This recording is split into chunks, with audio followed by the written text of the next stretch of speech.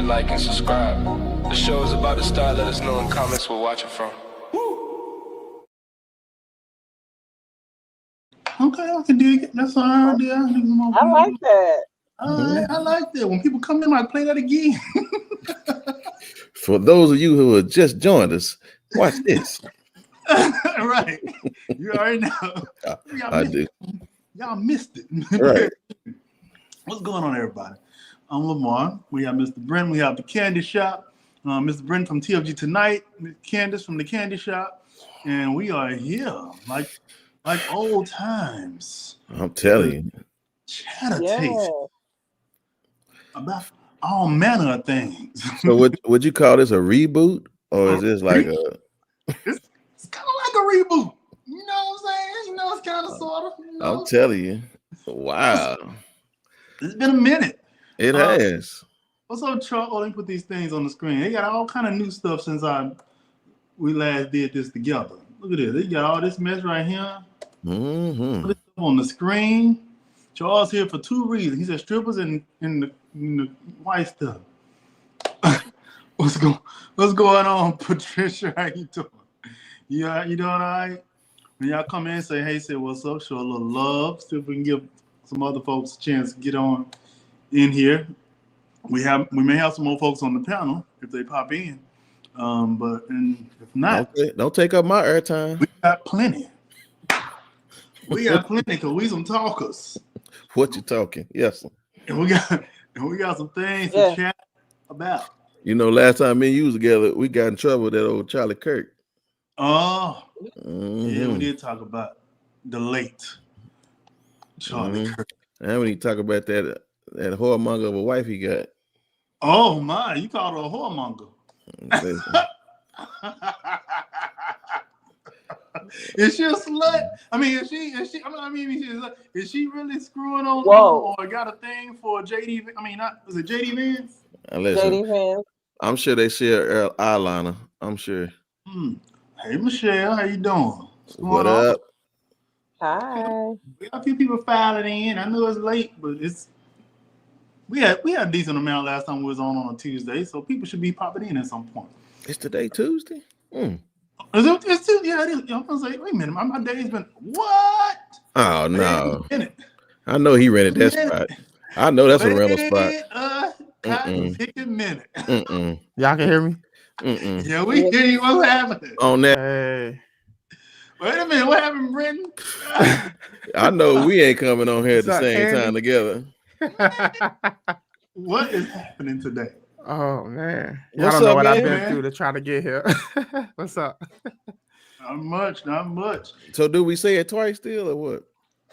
You can say it as many times as you want. You know, some people want to say it 4 times, 5 times. So, I say that for the ladies. Don't worry about that, bro. I think this is a reboot. We got a little reboot situation going on here. My goodness. Something like that. Listen. Well, this is definitely a different year now because I sure want to hear his Trump supporting views now.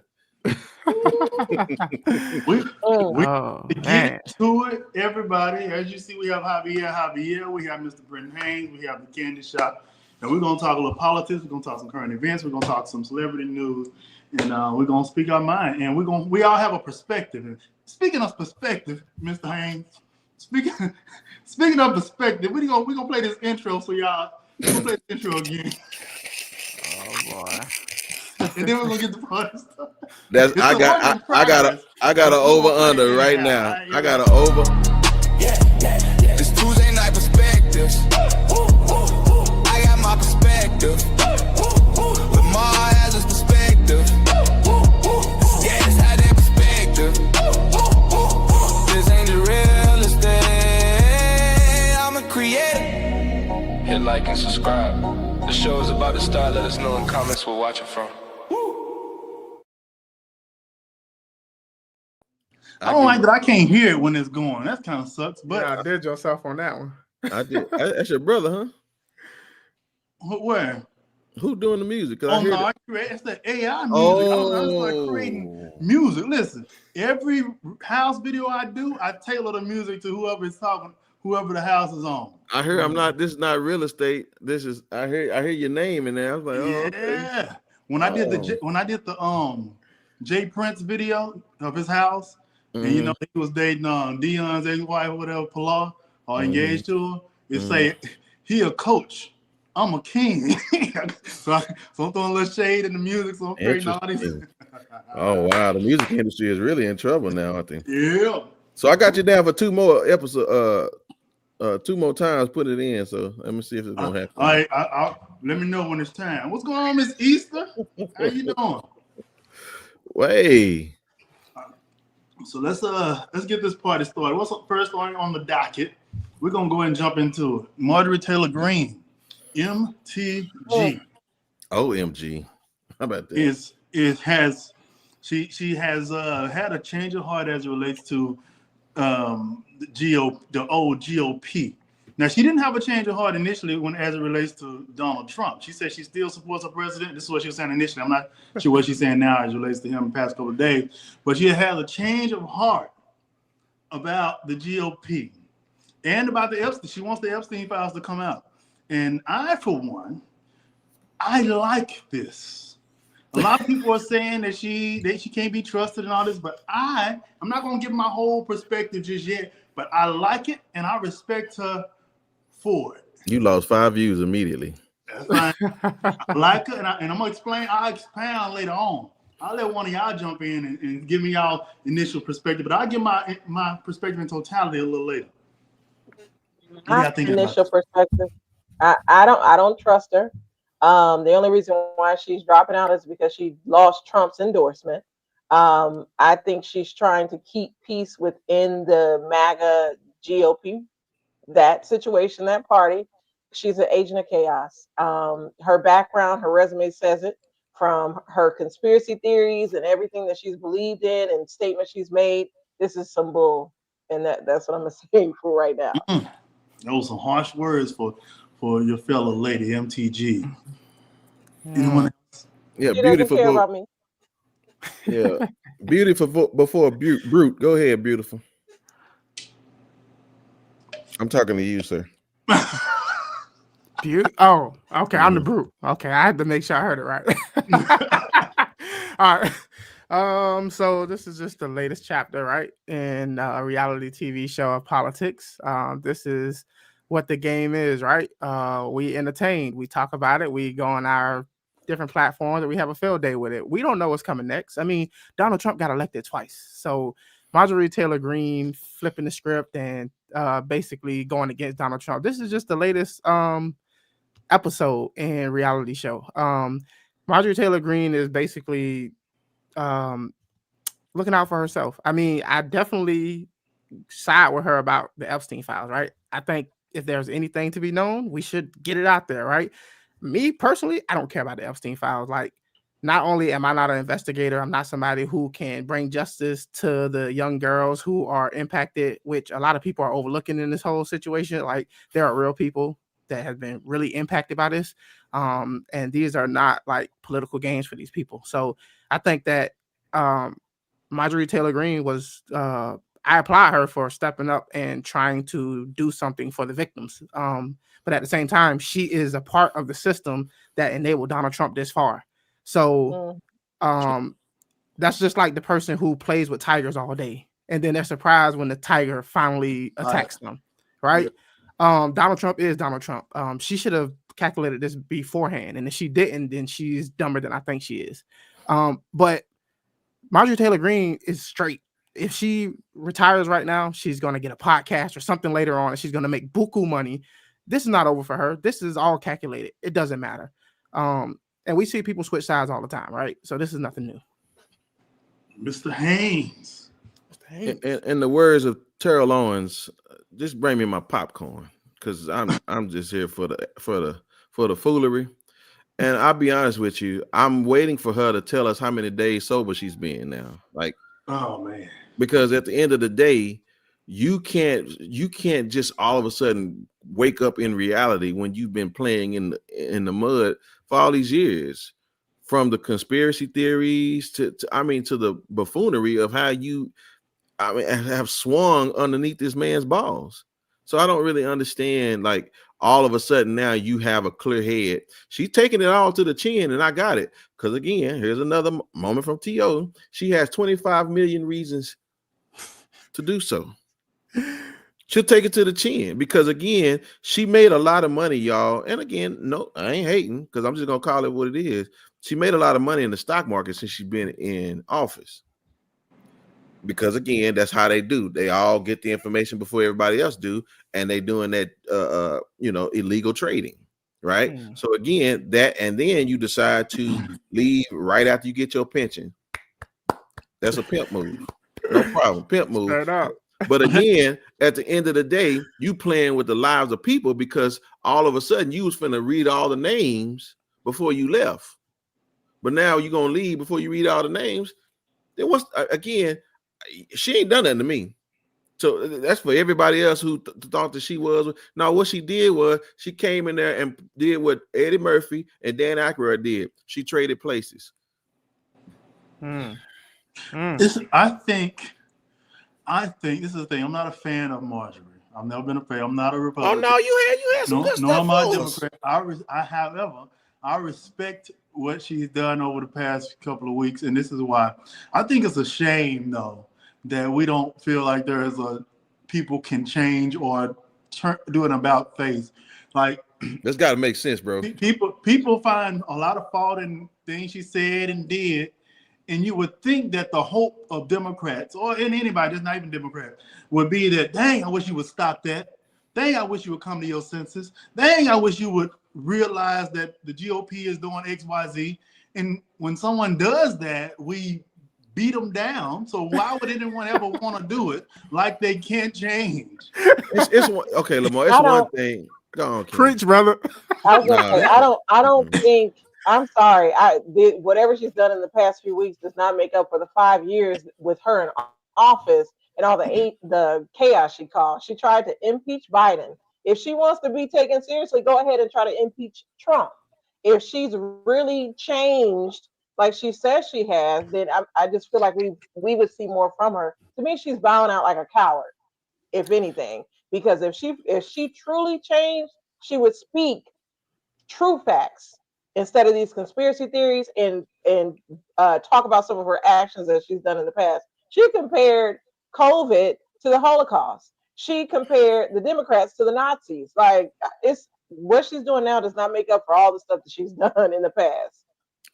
And Lamar, but she's still a Republican, though. She's still a conservative. She didn't turn and become a Democrat. She's just pointing out what she sees as wrong, even from being on that side. Even I think it takes courage to do that. So let's debunk some of what you're saying. Number one, we're not talking about Burger King to Chick-fil-A. Okay, I don't care if she changed her mind about eating meat to going to chicken. No, she all of a sudden got an issue with Trump and them getting rid of Obamacare when you voted for it, fool. You told what you said when I voted, that mean I read it. Obviously you did. Now you don't like the fact that it's going away, so you can miss me with that one now. Hey, CC, sorry, we gotta pause. Just don't lose that point. I gotta introduce the ones that are members. Hey CC, how you doing? Thank you for being a member. Thank you for supporting the channel financially. What's happening? We got an old school panel going on here. All right, Mr. Haynes, by all means. Okay, so but again, you say we won't give people the chance. I'll let you get curly fries instead of regular fries, but don't hit me with this because ain't nothing different about the Affordable Care Act than it was when you voted for it. It doesn't have to be all or nothing when it comes to things politics. Like this, in my opinion. Go ahead, politics. Like you playing the wrong game if you're looking for morals in this whole thing. You're playing a totally different game. None of this has never been about morality. It's about winning political power. Who said morality though? Well, Marjorie Taylor Greene can be used right now. Like, let's say you're a liberal, right? Let's say you're somebody on the Democratic side and you're looking to gain politically by this whole stunt, right? You have to find a way to maximize whatever's happening right now in the GOP between Marjorie Taylor Greene and Donald Trump. But if we're focusing on, she did all this in the past and we're not going to forgive her, then basically you're closing the door on her when it can be politically advantageous to use her as a way of taking down Donald Trump or taking down the GOP. And she's powerful. Yeah. Okay, yeah, so I think fair point. I get you. Fair point.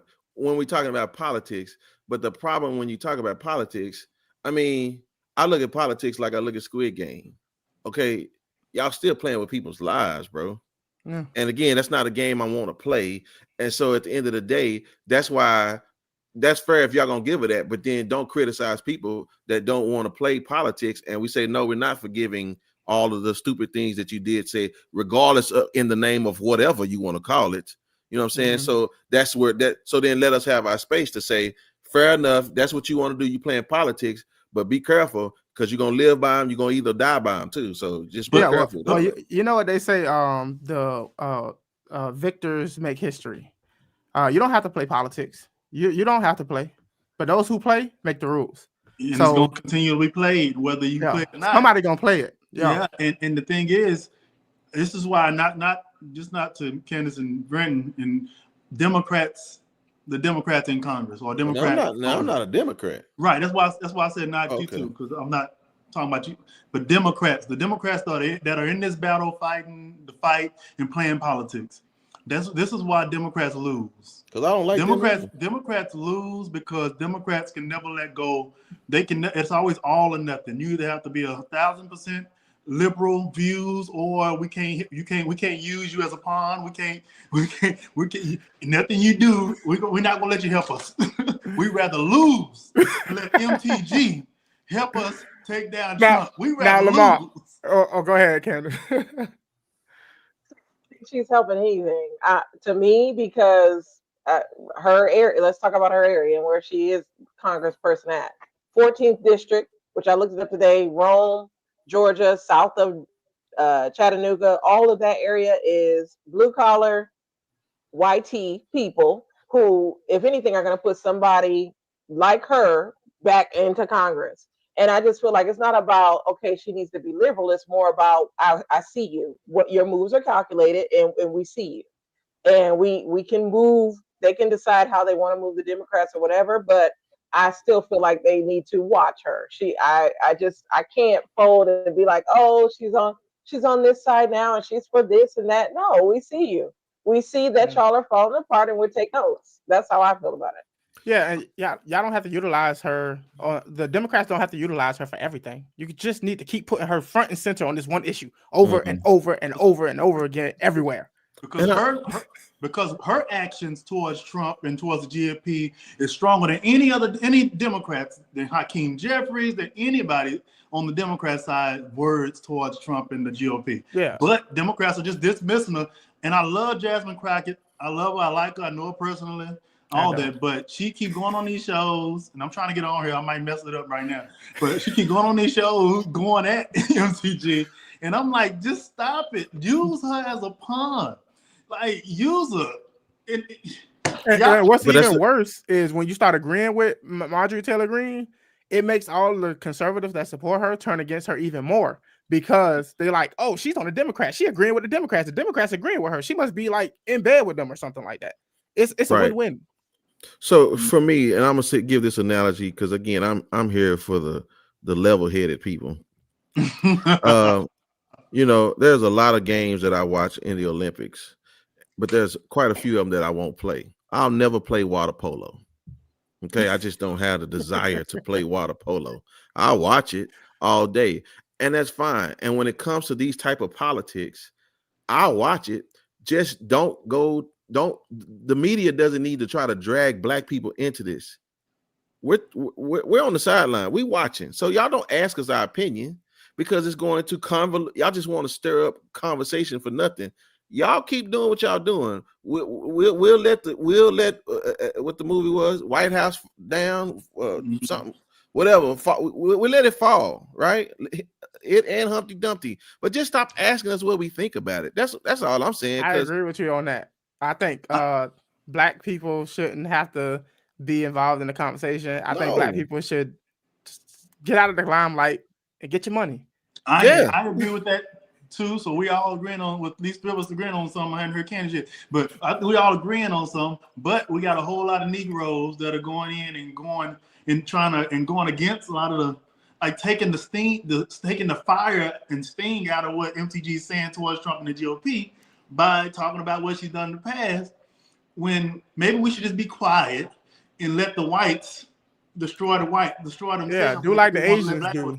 Do like the Asians do. Just be silent and get your money. And once you get the money, you can do whatever you want. To me, in my opinion, I don't think they listen to us either way. So I mean, they can go ahead and do what they're going to do what they do. So yeah, they're not listening to us, but they want us in the conversation. So for the ultra liberal whites do, you know, they bend over backwards for some Negro programs, black programs, and to appease the blacks and keep blacks on this needing them with assistance and things of that nature. So they'll give blacks give you a whole lot of rope just so they can keep you on this assistance and all this stuff. So they get votes. No, so again, and to Javier's point, get your money. They scared to get their money because they won't go invest. They won't put their money in the stock market where the money is.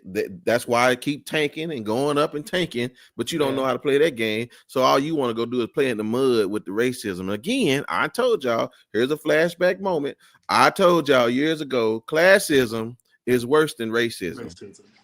I told y'all this many times before, and y'all can see it right now because classism is at war. That's the problem.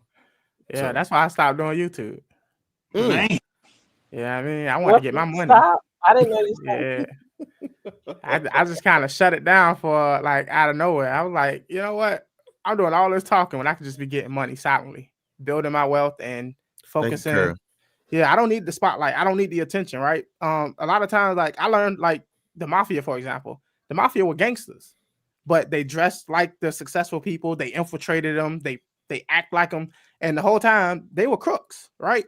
We're so busy trying to keep it real and trying to let people know we different and who we are.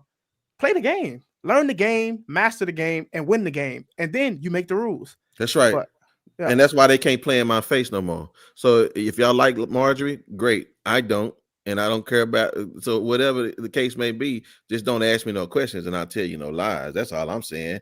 Because at the end of the day, I don't like neither side. Right. So, so again, it don't matter. Yeah. When it's all said and done, let's just get it. Go on, Ken. Yeah. Well, I do want to hop on that for a little minute. Like not liking both sides, right? We only got these two sides the way they are is because everybody keep voting for them. That's what we want, right? Not saying us specifically, but us as Americans, we keep voting for this. We keep asking for more of this. Because if you look at the politicians who are like mild-mannered and focusing on policy alone, we don't talk about them. We don't know their names. We're not putting them in the spotlight on all the time. It's the Donald Trumps. It's the people who exactly. We keep asking for this, and then we turn around and we blame the parties when the parties only exist because we keep allowing them to exist in the way that they do. The incentive structure is wrong. It's all about the money, though. It's hard to get a third party that can do anything because of the money. Walmart ain't giving their money to a third party. Microsoft, these tech guys, none of these PACs are giving money to a third party. They're only giving it to the right or the left. Yeah, we need to bring in the handmaid tales. Then we'll fix this problem. Them white women, right? Well, all of them got them little white hats on, and then yeah. So now you got who is that talking about? Who is that? The Department of Transportation Secretary fussing at people about wearing pajamas in the airport now. It's like I don't understand why this administration is trying to micromanage people's lives. So much for small government, right? Oh man, it's been a lie from the jump, bro. And again, that's why I tell people keep that same energy when y'all voted for him, because again, the folks that have been made fun of as the dumb white people and all those who follow them, y'all looking real silly now because where is y'all remember how I used to point the Biden stickers? They pointing that stuff and say he did this. Where the Trump stickers at? That's what I'm talking about. Y'all, they just go MIA all of a sudden. I'm not gonna let y'all forget. I'm just telling y'all right now. Just don't come talk to me because I'm not letting y'all forget. Well, y'all gotta keep in mind, most people voted for Donald Trump for. Well, I'm not gonna say everybody voted for him for the same reason, but there's a big reason why Donald Trump got elected. It's like revenge.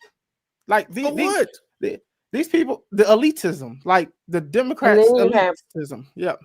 you They had want to see a the lot of system black burn. people. You had a lot of black people not voting. I know of several That is black true. people that didn't vote because they felt like it wasn't going to make a difference. So to me, it seems like it was a larger number of people not voting, which is why And this that's man is in office as well. and, That is true. and that's so ignorant. That's so ignorant to me. You can't, as an adult, and I'm sorry if there's anybody in the audience that thinks this way, but as an adult, to not be educated on the process and how it works is irritating to me. I mean, let's be honest though.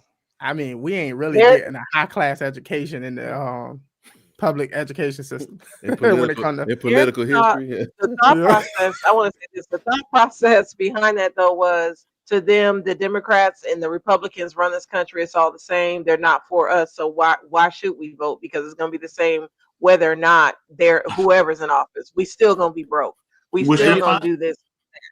but they're finding out So right that was now that what we're getting right now is a hell of a lot worse than Well, what it I would tell have you this, become. even if they're right, let's say they're right, that no matter if they vote or not, that somehow it's gonna be what it's gonna be.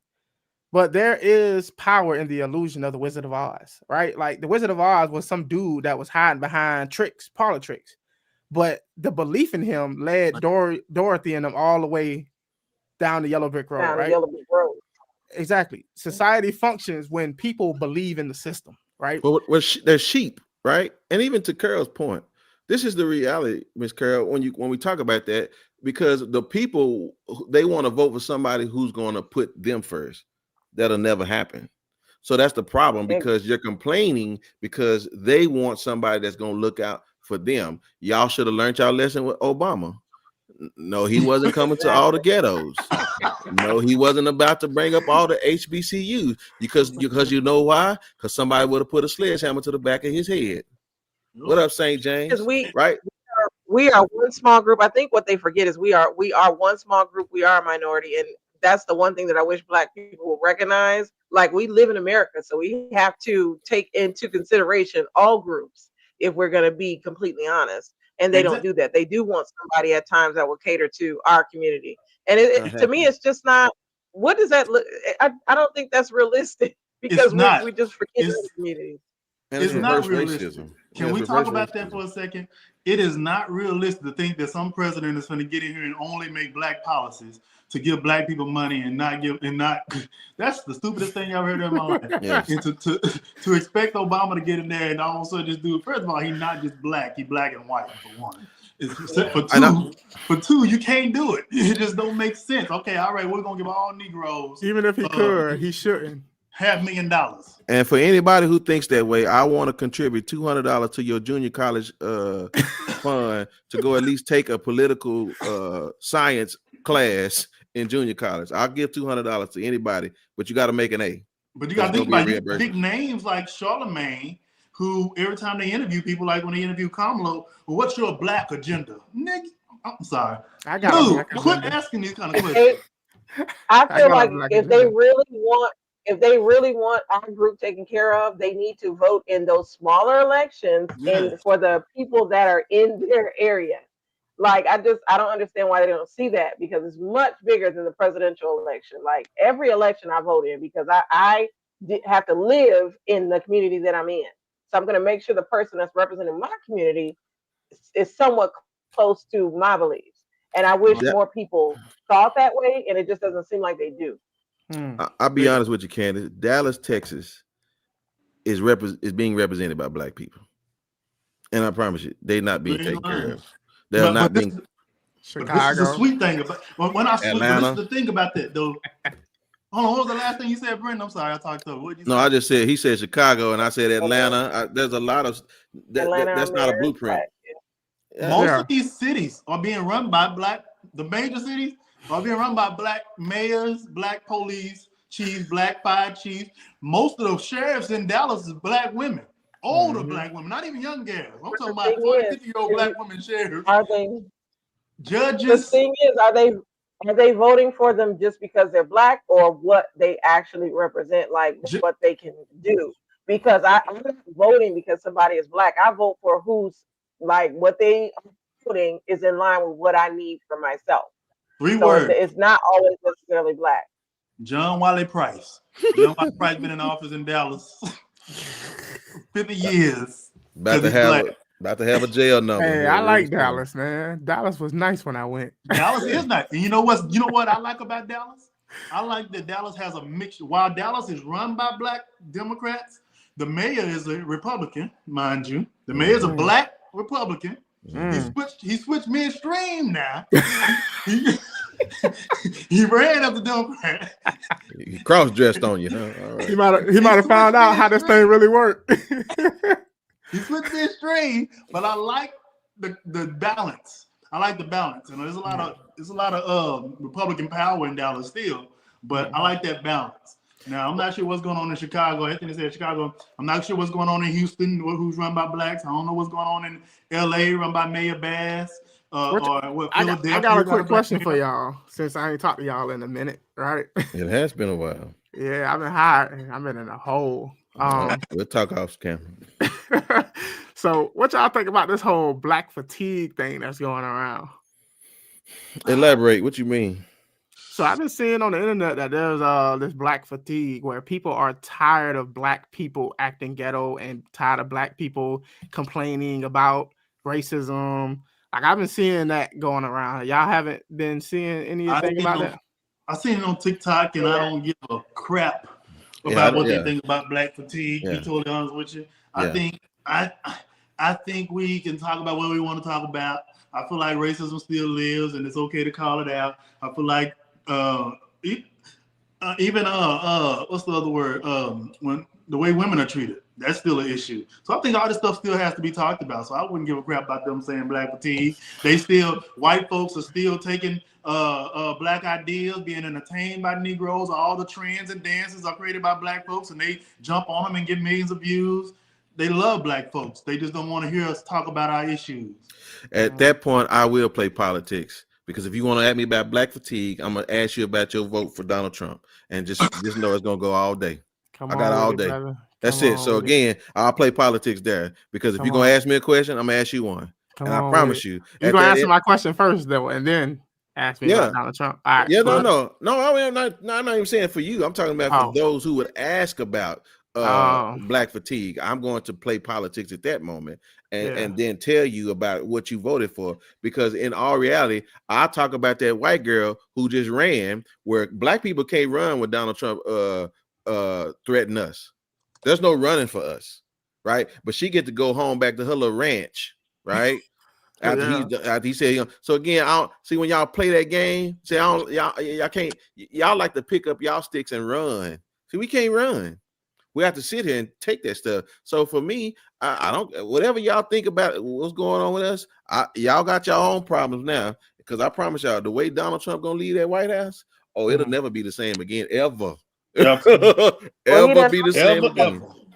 He done tore it up already trying to build the ballroom. So physically and literally, I should say, and what you're figuratively and literally, Can we talk about the ballroom?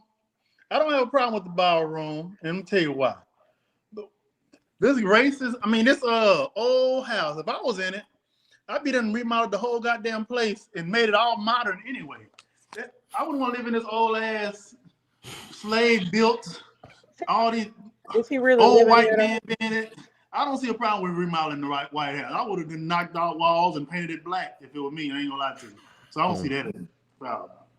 Yeah, I don't care about the White House. If they want to make a ballroom, he want to get donors, go for it. But let me tell y'all about. Let me. Here, I'm gonna shoot my reel way into the lake, because here's what that tells me is that you brought up the point about the Wizard of Oz and the Yellow Brick Road. I feel like we all are no longer in Kansas, because again, there are no laws. Only the words on a book don't suggest that you have to follow them, because this man is showing us every single day, week after week, that whatever's on that Constitution means nothing to him if y'all not going to enforce it. That's been the game. But, right? But guess what? But it's front and center right now, right? It's been front and center. I think people just starting to pay attention. Like, we only pay attention to it when it's somebody doing it that you don't like, right? But presidents have been expanding their power for decades. Like they've been doing things that they were never meant to do for decades. It's just like now it's more. But this is just in your face. And Is we're it learning. true? We're I learning thought- though that they can't do nothing about it.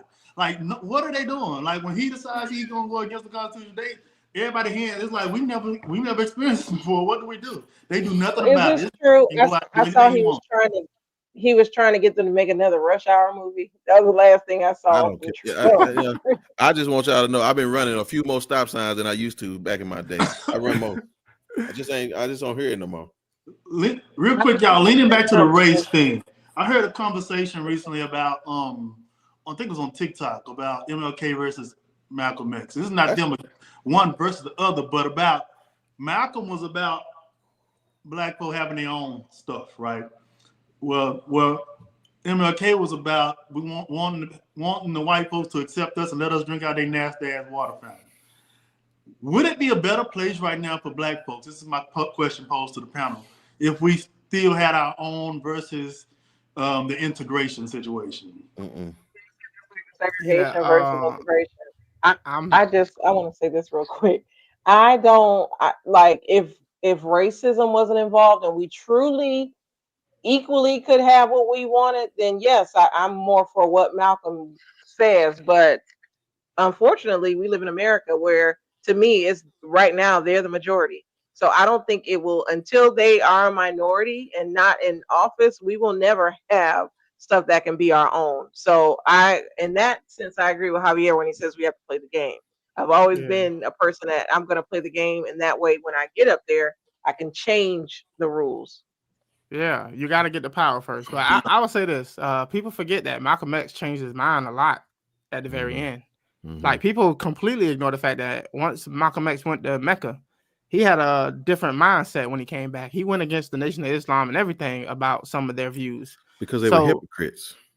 Yeah, but also he used to believe the white man was the devil, and he come to think that necessarily wasn't true. Well, he found out that Elijah Muhammad was the devil too. And then, and that's the problem, right? With jealousy. Honorable. Okay. So I got honor between the crack of my butt. Yeah, I like integration. I prefer integration. I know white people who are horrible human beings. I know white people that are good human beings. I think that humanity benefits by sharing culture, learning from each other, and sometimes it comes with a lot of ugliness. But nothing worth having is going to be easy. Sometimes you gotta cross mountains to get to the promised land, if that makes sense. So yeah, it's a tough fight, right? But just think about all the people you have met who were good to you that may have been of a different race. Like being in America, you're exposed to so many different races and culture that you probably never would have been if you were stuck in another country where there doesn't have the diversity that we have in America. So I kind of think that we are stronger because of it. Yeah, it comes with its own unique challenges, but at the same time, the trade-off, the positive might outweigh the negative, in my opinion.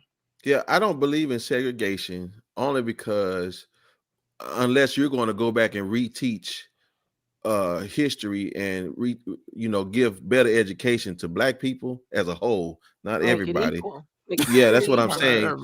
Then something, because again, my problem with us, to your point about Malcolm thought that they had the system. Well, until you found out that he's no different than the American president, right? The problem ain't us being away from bad people, because it's bad people in our culture too. So again, that's not going to help. It's about being a better people, a better human race, versus trying to segregate and separate. That don't matter. That's not going to fix the problem, because again, even if we got our own stuff, okay, we still steal from ourselves. Well, I'm saying we still steal from ourselves, right? We'll still have issues. That's not the problem. So I ain't with none of that. I just want us to do better as a people. Yeah. If we can, I'll say this though, with us having our own stuff, if we can have programs to like start at the youth and work on our communities, that might change the whole we're stealing from ourselves. We're not a monolith. I know that. So it's always going to be a bad bunch, but maybe we'd have a greater chance if we had those programs for youth to educate. So. But Fred Hampton tried that, and you see what happened to him. Resources ain't the problem, honestly. Like they've poured so many resources in different communities for different things like education and stuff, and the results didn't change. What ultimately is like there are certain fundamental things that we just have to get right as a community. What resources? Like, can I ask that? Because I'm gonna just say this, and I'm not gonna cut anybody off. What resources did they pour into us? Because I'm gonna use myself as an example. Growing up, I went to a diverse elementary school, but the thing was, as a Black student, I was in, let's say, AP courses. It was like they set the bar even higher and started separating people education wise. I felt like at times I was no different than somebody that wasn't in gifted and talented program or that. But I just feel like every time we get to some point, they set it the bar even higher. So they might have poured some resources, but truly, how are those resources benefiting us? Like, what are they truly doing? They might say they're going to throw some money, but then they separate even more. Yeah. Well, one thing I learned about talking to people from other countries is that I realized that even the way that we have these conversations is so Americanized. Like, we're like 5 steps ahead of like most people in other countries, right? And we still like to them where we are is so far more advanced than where they are. And yet we're always comparing ourselves to where white people are. So we can never ever see how far we actually are as people in general.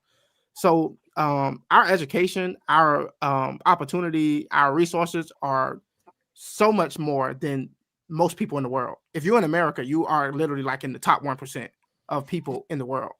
So we're already starting at a place up here, and yet we're only looking at the people that's above us, and we're seeing that, oh, things can be so much better.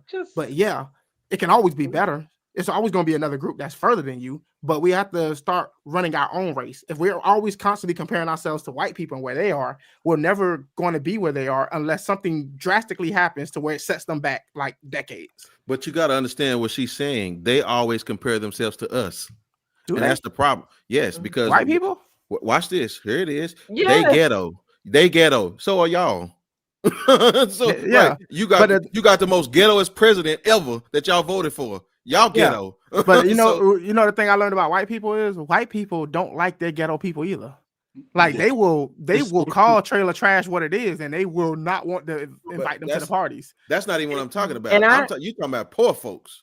I'm talking about the way they act.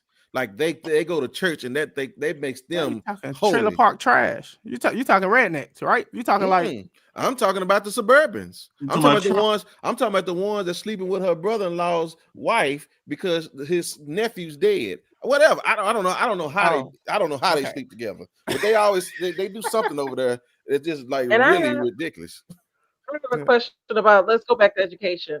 So you feel like we're ahead of a lot of different countries. So these are like smaller countries, because countries like, let's say, Japan, China, education-wise, to me, they are way ahead of us. Well, I'm talking more so resources.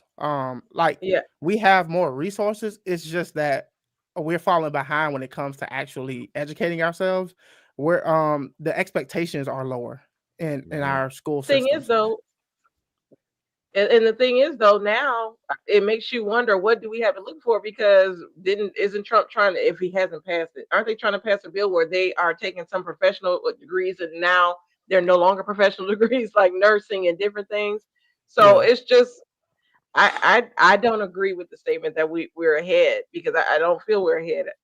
Well, let me say this then. I think depending on where you land politically, it's going to be where you start, right? Your foundation is everything. I think a lot of people want the government to be what the government was never designed to be. Government exists for one reason. People can't get along. Like the government existed from the very beginning because there was disputes. People were killing each other. People were arguing over different stuff, land, all of that stuff. And then some strong man came along and was like, hey, I'll mitigate all of this for you. I'll figure it out, and I'll be the judge, jury, and executioner, right? So the government was never like, hey, I'm going to make sure you have a comfortable life. I'm going to make sure you get the education you deserve. I'm going to make sure you get the healthcare you deserve. That's not ever what government exists for. There are people who believe that's what the government is for. If you have that belief, then you're always going to be let down by the government, because that's not what the government's job is. It can never be that. That's why socialism fails. That's definitely what it's turned into, though, for sure. That's to the Democratic side. That's the The government is the provider. Yeah. There should be no poor. There should be no uneducated. Everybody should have a hand and leg up and some assistance so that they don't fall between the cracks, even though people are. But they feel like the government should be that our daddy, basically. Yeah, and that's just not how nature works. That's not how humanity works. Nature has always been about survival of the fittest. But we somehow, being humans, we think that we can prevent all inequity. We can prevent all suffering. And that's just not the way the world works. Jared's throwing out some good stuff. Jared, you want to come on? I just want to put this up. Anybody want to pop on? Here's the link, by the way. But you can keep typing. I appreciate it. Thank you. But you free to come on too if you want to. Me and Jazzy are on the same page. Yeah, Jack, come on, girl. Yeah, but even if we have the resources, the resources exist because somebody are creating those resources. If Brenton goes to work and he works 80 hours a week and he's busting his behind, how much am I entitled to his work ethic? Do I feel like, oh, I should get 20 hours of those in taxes paid to me for my shortcomings? Yeah, but somebody taught them that, right? Somebody gave them that opportunity, and again, that in itself has its own motive. So again, if it's not available to them to do, then they won't take advantage of it. But because it's available to them, but there's a string that comes with that poor mentality. Again, they thinking they're getting something for free, but you really. So I mean, that's a whole nother show. A whole nother show. You know what I'm saying? That we could talk about that because again, that's if the government. I'm not gonna argue that there isn't some goodwill that we should try to give people. I think the question is how much. That's what I'm asking. How much of your labor am I entitled to as a citizen? That's the question that we mostly trying to figure out in this society. If that makes sense. You want an interracial presidential ticket. The question posed is: there's been a lot of Gavin Newsom, Jasmine Crockett running around the country doing things together. No, we still ain't hear from Wesley Snipes and Jungle Fever. Remember, let that go. Will there be a Newsom Crockett ticket? Newsom in the beginning, as president, Crockett as vice president. Would people vote for that? And is that the best chance that Democrats got to possibly win? They already did Joe Biden and Kamala, so you can't. Yeah, I'm not on. I was gonna say Jasmine Crockett is. Yeah, Jasmine Crockett to me, as much as I love her, she's too radical. Gavin Newsom, even though a lot of people like him, when I think of people in California, it's a lot of people that have issues with Gavin Newsom because of his views and what he's done with California, especially with, let's say, the Tesla, because I think he wanted to. He's the one that wanted the law where it was all electronic cars. You have to get electronic vehicles by 2030. Yeah, which is stupid. Yeah, so. I don't think that's a strong ticket, to be honest. I want to see what else is out there. If not Gavin Newsom at the top of the ticket for Democrats, then who? Kamala again? Who's the Democrats? I miss Peter Yang. What'd you say? I miss Peter Yang. Here's a thought for y'all. I want Donald to try to run for a third term so we can have him and Obama run again. Obama gonna lose. Boy. Yeah, Obama gonna lose. Y'all, Obama's reputation is not where it was in 2008. It's definitely better than Trump's. It's better than Trump's. I promise you that. Javier, do you think Michelle would beat Trump right now? Hell no. For one, if Michelle was gonna win, Kamala would have won. I think people like Michelle way more than like Kamala for some reason. No. She ain't never ran for president. See, running for president is a different situation. Like, you can be loved by people in general. Like, Donald Trump was loved by a lot of people until he ran for president. Like, that changes things. I don't see it. I'm gonna tell y'all just like this. Let me tell y'all something. Donald Trump has actually opened Pandora's box. Yeah, anybody can win now. Yeah. Well, and I'm just telling y'all, whoever he's pushed the envelope so far, nobody's gonna want to go back to the way things were. It's never gonna go back. It's never gonna go back to regular people as president. So people are looking for somebody that's gonna have that initiative to keep the precedent that Donald Trump set. They want to keep it going. So if my team wins, I want you to go out there and win. on our behalf. So it ain't gonna be no more of this kumbaya The stuff. Democrats don't have it in them. That's what That's true. They don't have it. Who's the closest? Now who's? I know it's not Jasmine. What about Pete Buttigieg? Who do they have? No, they were go get JB Pritzker. They'd elect the gay woman before they elect the gay man. Oh, did somebody say Buttigieg? Yeah. America would never let a gay man be president. Especially with a name like Booty Judge. Right. Exactly. Never. I'm doing no Booty Judge. No, my wife hate when I say that. Booty Judge. She's like, that's not his name. And to have a first husband, and it would never happen. Yeah. Not only Shonda Rhimes messed that up for y'all. Not only Republicans, but religious black folks ain't gonna let it happen. For one, Democrats. They might look at this as the second Obama, Cory Booker out of New Jersey. Never. I wouldn't. Never. It'd be Wes Moore before it'd be Cory Booker. Wes Moore has a better chance. Cory Booker is one of the candidates. So yeah. You know what's sad? Mondani out in New York. No. Gifted. Boy, Yeah. he is not, because he wasn't born in America. Oh man, if he could run for president, and look, I don't agree with a lot of his positions, but the boy, he got talent. What's up, Neha? Long time no see, I haven't seen her in a long time. Hey, Neha. Neha. I know, and then got the nerve to send you some money. What's up, Neha? He said, "Got the nerve." Nerve to send you some money. Yeah, I've been on more than he has. He come on twice a year, and you go send him some money. All right. Old face is coming back, huh? Yeah, I appreciate you. That's all good. I ain't tripping. Crazy. She might think this TLG tonight because you up at the top left, and she was trying to give it to you. Well, run me my coins, homeboy. Oh man! Out of all these people that I see, she said, I was gonna say, out of all these people that I see, out of all the people that I see, Gavin and Kamala are the strongest Democratic candidates right now, because the other ones are Westmore. The other ones are Andy Bashir, Rahm Emanuel, and Josh Green out of Kentucky. Now, Rahm Emanuel got that Trump type personality. It's gonna have to be somebody like that, man. Nah, Rahm might be. It can't be. It's gonna have to be. It's only one Trump. Anything else is gonna look like not to act like Trump, but have the same is a monster. Type of have the same type. Because again, man, people gonna want some. They're gonna want some meat. Yeah, in the next 2 years. Yeah, because he gonna lose this. He gonna lose the house for sure next year. Wait a minute, y'all forgetting about somebody. They gonna want their flesh. Yeah, we don't know. We don't know who it's gonna be. Like these things you just don't know. Who you say? Ro Khanna out of California. Ro Khanna. Nah. That's the other one.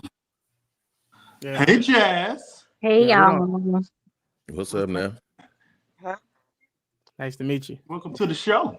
Nice to meet everyone. Good evening. Good evening. Good evening. Good evening. You want to be chiming in on everything? Yeah, just a little bit of this, a little bit of that. It is a little bit of that. Dude. Oh, Miss Toria just popped in. What's up, Toria? We got everybody popping in, bring. Popping up too. That's it. That's it. I love this for us. I'm doing well. Good to see happy Thanksgiving to you. Yeah, but so JB Pritzker, man, is probably in my opinion, he has the. You can't come in there trying to. Nobody's gonna try to bring this party back together. If y'all do that, you might well go on and put something to the back of your throat, because that ain't happening. Oh, right? Wow. So no, it's not. There are people that want to see their pound of flesh for what Donald Trump has done the last 4 years. So I'm just telling y'all right now, if y'all come in there trying to reestablish government from all this niceness, y'all can hang all that up. Look, I'm gonna tell you now, the person who would be the smartest person to run for office is the person who's not going to run against Donald Trump. This person has to run against the Democratic Party. Y'all got to remember that Donald Trump made his claim to fame by going after the Republicans first. This is true. Right? Like the Democrats have to tear down the old regime. Somebody has to come in there and literally. Are you saying AOC? Is that what you about to say? Never that. No, she's too radical. Yeah, she's definitely too radical. And she's radical, and then she kind of fell in line for a while, and now she's kind of going back to her radical way of it. I don't know. I think she kind of threw off a lot of her constituents at one point, and now she's trying to return back to her roots. I don't know. Yeah, I'm not feeling her. Yeah. Honestly, I'd vote for Kanye at this point. You ain't lying. Come on, Kanye. We missed the old Kanye. I'm saying, Kanye don't even want to be here no more. Neha says don't sleep on Pritzker. I'm assuming that's Pritzker. Pfizer. He needs to get on that Ozempic program, and he will give Newsom a run for his money. Y'all saw Nicki Minaj speak at the UN? Yes. Oh, somebody else did too. Somebody else did that than her.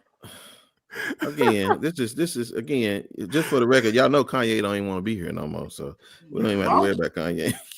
Speaking of gay president, not speaking at the UN. I'm confused. For what's she talking about at the UN? Oh, she's talking about the Africa thing, right? Oh yeah, something about a genocide being committed in Nigeria or something of that sort. I just miss the days when celebrities did not have as much social stance as they do now. Like, can we just go back to being quiet? Shh, I don't care about your personal views. I really don't. We have a president that is basically a celebrity. Well, Ronald Reagan was an actor. Celebrity. I could have sworn that you had to have some type of military background. You had to have at least, like, I thought that there were requirements to become the president. That was just your first president, George Washington. Yeah. Nah, Ulysses S. Grant. He ran the Civil War. He was the general that won the Civil War. It's either lawyers or mainly lawyers have been mostly presidents. And then you had. But I thought you had to have some type of political background, not just be a businessman and socialite to become. You can run for office once you turn 45. You ain't got to have no job ever in history. And now you can have a felony.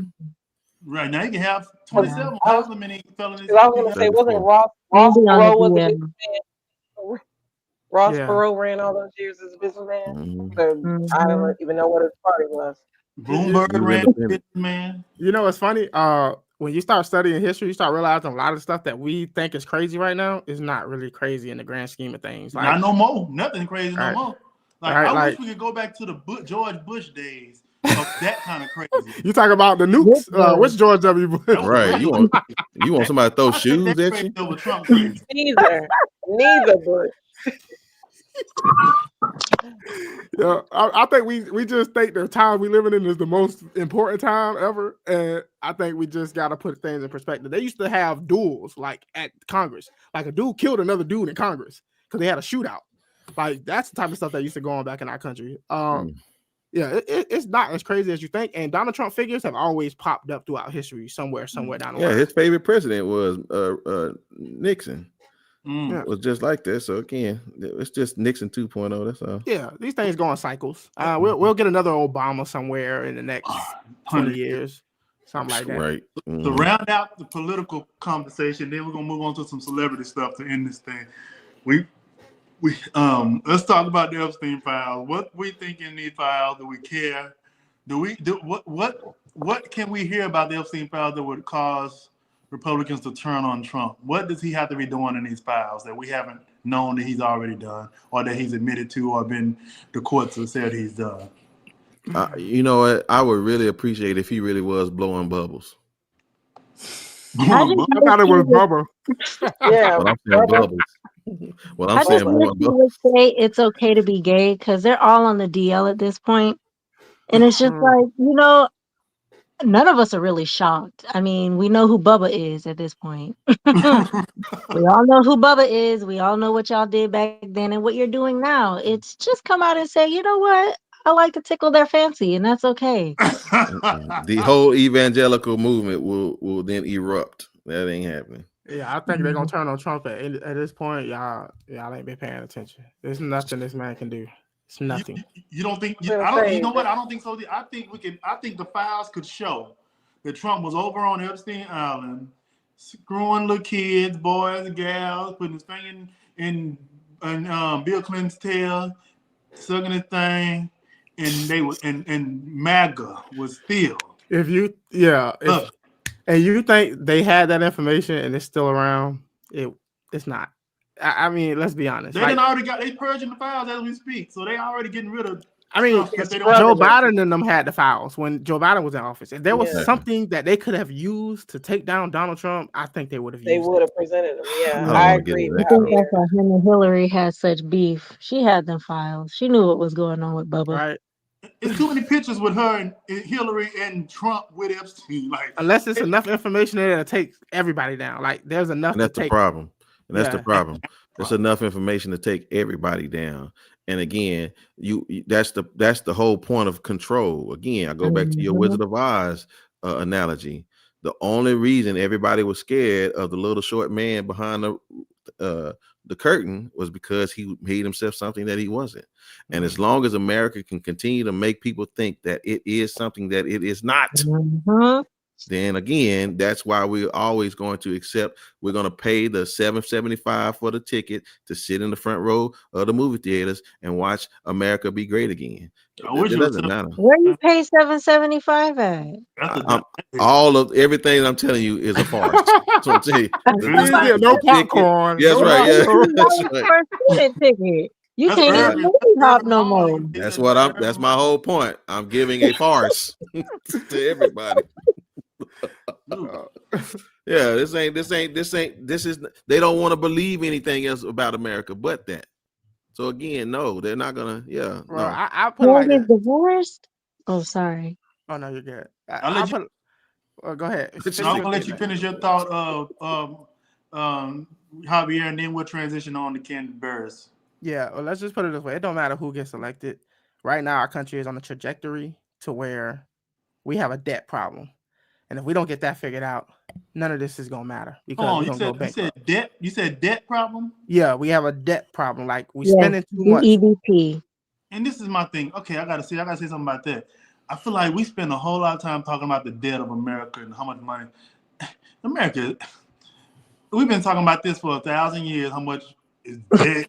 And when I was leaning more to the conservative side, I was caught up in that whole thing too. Who gonna pay for all this welfare and all this shit? Now I'm like, they got money to do it. They sending so many trillions over for military every year to get more tanks just in case. We spending all this money to Venezuela. They got so much money. Why are they even acting like? Why are regular citizens acting like we give a damn about how much money America got? They don't have enough Epson printers to keep, making more of it. So I think Rome thought the same thing. Rome was the most powerful empire. That's why I'm not gonna let y'all escape these conversations that y'all been having about conservative and liberal, because it's all a lie. Because we're gonna be telling some truth at this table now, because that's what we need to be doing. That's what I'm saying. Because Trump was supposed to fix it when he got back in office, right? And they wearing us out. Just so he raised the debt. What that mean to us? What does that truly mean to us that he raised the debt over? That don't make a damn to me. It does though, because inflation has an impact on the least fortunate of us. The rich don't matter; they getting richer, but daily goods start costing much more because the dollar is inflated. And the Fed chair, all the Fed chair and the Treasury Secretary got to press a button, change interest rates to help lower inflation. Trump got to can sign something to lower inflation. He can go over and kiss on President Xi in China, make an agreement to change inflation. They know exactly what they need to do to affect inflation. They want inflation to be on up and down to seem like they heroes. It's just all a game. I'm over it. Yeah, it's the haves and the have-nots. It's always been that way. I'm moving to Antarctica. Yeah, I'm working on being one of the ones that stay with the has. Right. Next thing. All right. So I had to jump back into that. All right. So Candy Burris from Real Housewives of Atlanta. I don't know if she's on there anymore. She off now, ain't she, Candy? She is getting divorced. I don't even know why. From this dude after 11 years. She met him on set. He was a producer. And they got the getting booty and coating and carrying on and became an item and got married and ended up having a baby or two. This was all a scheme. Todd set up to come up with the bullshit. Yes, because I believe when she went to see that psychic and the psychic said your husband works near you and all this other stuff, he was a producer, or he was a director, or whatever he was, producer at the time. He probably sent the psychic a note to say, "Hey, tell Mm-hmm. Candy this, and then we'll get married." I am happy for her. I was on Mama Joy's side. I never trusted Todd. Mm-hmm. I just feel like he was trying to come up.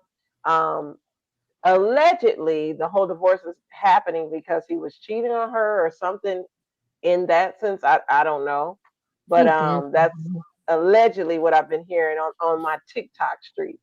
But when they having threesomes and sex dungeons and all this kind Yeah, and a whole Candy owns a whole, sex store. But the thing is these allegations and these issues were happening when Candy first got with Todd, Mm-hmm. and it kind of died down once her, I guess, her reputation started to build up for the different businesses that they were building together.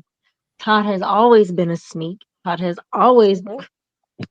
No one has ever trusted Todd. And like Candy said, I'm with Mama Joyce. Yes, this is a scheme that Todd set up to come to us with the bullshit. Mm-hmm. See, I just don't agree with the notion of him using her. I feel like she found this dude that wanted her. She chose to be with this guy. He was probably laying it down in the bedroom. He probably putting a hole in it, knocking her head through the headboard. Like, so she got something from him that she wanted for 11 years. Come on. The dustiest ones put in the most effort.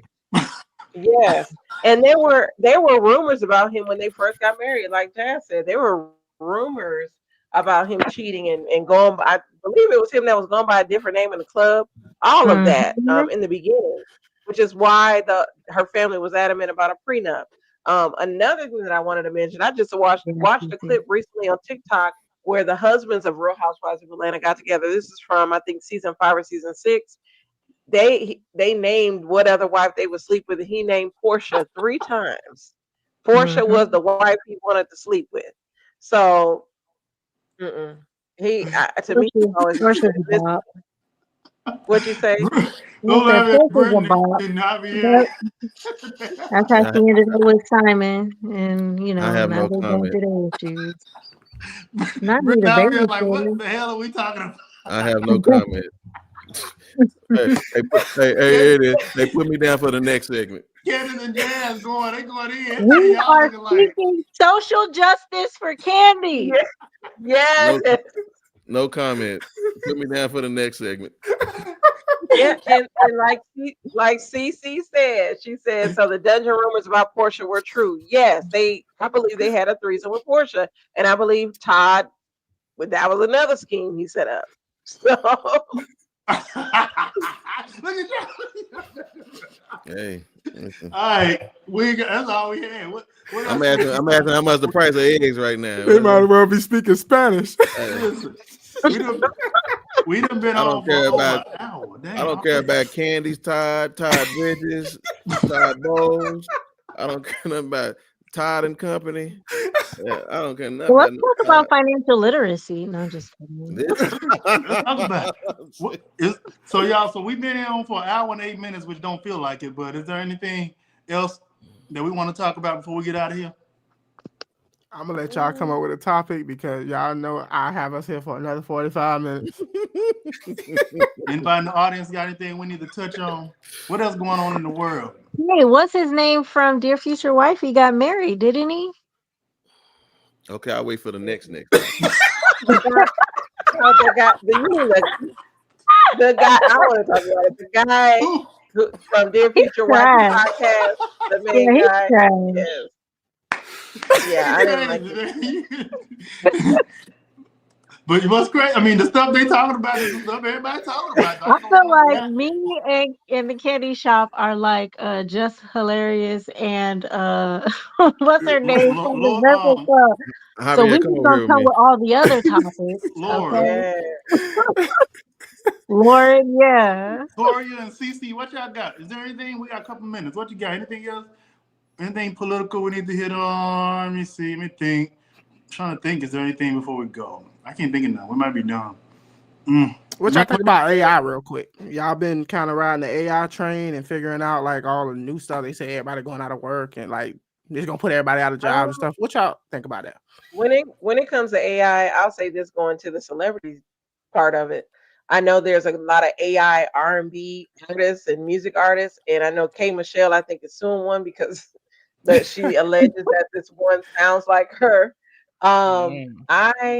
I with the AI artists, I think it's a cheat code, and I think right now people are upset about it Mhm. because it's making money and you don't have to put in any work. But eventually, then I would say in the next 5 years, they will appreciate these AI artists. Yeah. Um, so I think it's Have, new. have you heard the Mini Men AI cover by like the Soulful? No, It'll change your life. The 50 oh Cent wow. Mini Men, they got a dude Mm-mm. singing it like the 1960 soul. Oh, it'll change your life. Go check it Oh out. yeah, I Here's my saw thing. Tupac. Oh, Go ahead, Jack. oh no, I'm sorry. Brent was talking. Oh, Mm-mm. fine. No, I'm just Here's well. my thing with AI. Is it's gonna make it hard for the true artisan. A lot of people will, I believe, a lot of crimes and a lot of nuances will be committed, and people will just blame it. Oh, this is AI. This is AI. Mm-hmm. But for people who are genuine writers and singers and things of that nature, it makes it hard because it's like, well, that's not good enough. AI creates something better. And although the day of the artisan is on the return and the rise, it is also on the decline. I don't It's a double-edged sword, AI. You love Yeah. it, but you hate it because in the hands of the wrong person, that power wielded can be very dangerous. Yeah. I I will. Let me say this for y'all finish at November the 25th, 2 days before Thanksgiving. If y'all don't invest in AI, before AI becomes what it is inevitably going to be, Mhm. then you, ma'am, you, sir, have again missed an opportunity like you did back in the 2000s when the internet boom hit. So artificial intelligence is on its way, and if you are not financially literate, you need to be learning how to go into the stock market and invest in these companies that are going to be, because AI is going to be So let's that talk space. about it. Y'all laughed when I said financial literacy. Let's talk about it. Oh no, I didn't laugh. I was with you. I wasn't with you when you was talking about Todd Candy and booty. I ain't Ah, talking about okay, I get it. I'll say this to AI. I am probably one of the biggest fans and advocates for AI. I love that AI. I think I like moving with the times and new things and things that make my life easier. I think that everyone needs to, the folks that do learn it are going to be the ones that are going to be all right. But the people that exception. Mhm. are warring against it and think that it's just going to slow down because they don't partake in it are going to be left behind. They're going to be left in the Stone Ages because it's happening. We watched the Jetsons back in the day. Pretty much everything we saw on the Jetsons has come to pass. Pretty much all of it, other than the cars just flying regularly through the city. But they got flying cars. They just, it's Yeah. not a They regular thing. call helicopters. If You I so may, damn if right. I may You play devil's so right. advocate, I think I think the advancement of AI isn't necessarily the issue. I think it's a lot of the damage that it causes on the environmental aspect. I think that's what a lot of people can't get past, or at least on my end of the thing of the aspect when people are talking about AI and the water crisis that it's creating, and just like I said, the environmental issues that AI has caused. I think if there were a way to make it socially conscious, which is going to be hard because like I said, in the wrong It needs too hands, much energy. it Yeah. does. Well, It, look at it Yeah, like because this. If anybody can fix it, it's gonna be AI. right. AI is gonna yeah, fix It's the gonna But fix problem. that's I, the I was balance. But gonna how say, does Now AI that's the gonna fix balance. AI without human intervention? Now that's the, well, I don't know. That they working on having it to where it don't need no human yeah, intervention. But that's the balance though of politics. This is the one balance of politics. Democrats are all for restrictions. So they all for regulations and restrictions. So the Democrats gonna make sure that the environmental piece is gonna get taken care of at some point because you got your tree huggers and they gonna make sure. And I'm the environmental guy at my job, and we based out of Europe, and all they care about in Europe is goddamn environmental. I give it one more election, the Democratic Party gonna get dissolved. I Mm. hope so. yeah, I agree Now I will because say this, y'all. Go ahead, Candace. I was just gonna say with the Democratic Party being dissolved, I 100% agree with that because they were on the backside. I feel like of black people, and already a lot of us Mhm, have turned away.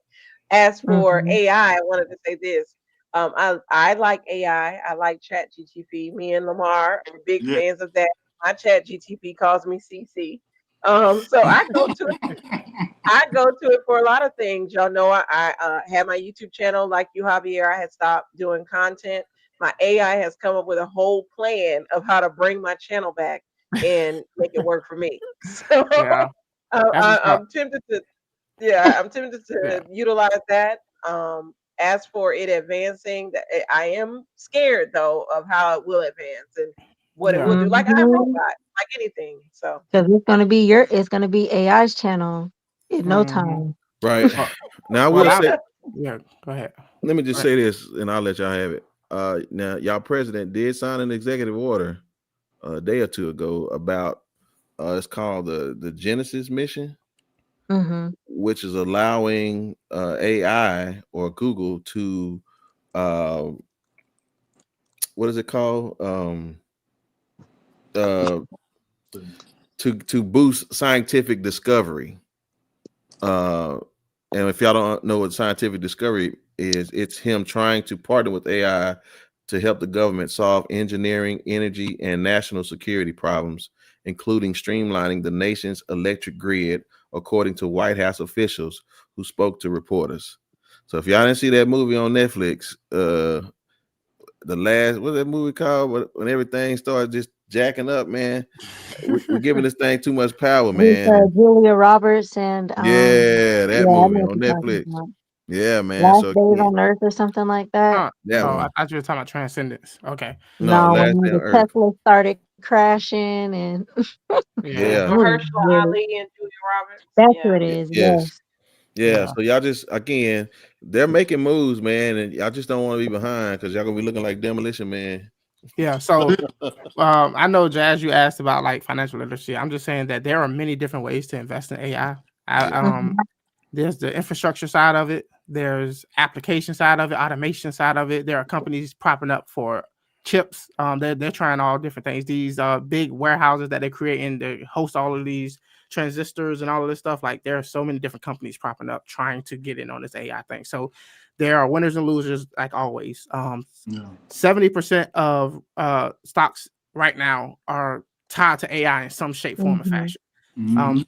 So just do some research about what you feel most comfortable with. Look at some companies that you might want to invest in individually, or always go with the ETF. Right. Yeah. And also, I would say I'm working on creating apps with AI. AI will help you write code, and you can create I do. applications and stuff like that. Yes. So I've got a few things that I'm working on right now. So there are many different ways to try to make money off of this application. And right now is the prime time that the future millionaires are being made right now, and we Mhm. don't even know it. Yeah. Mhm. I had to create me a game. Had to write code for a game for me, an app. It's nuts what it can do. But Yeah. okay. So AI.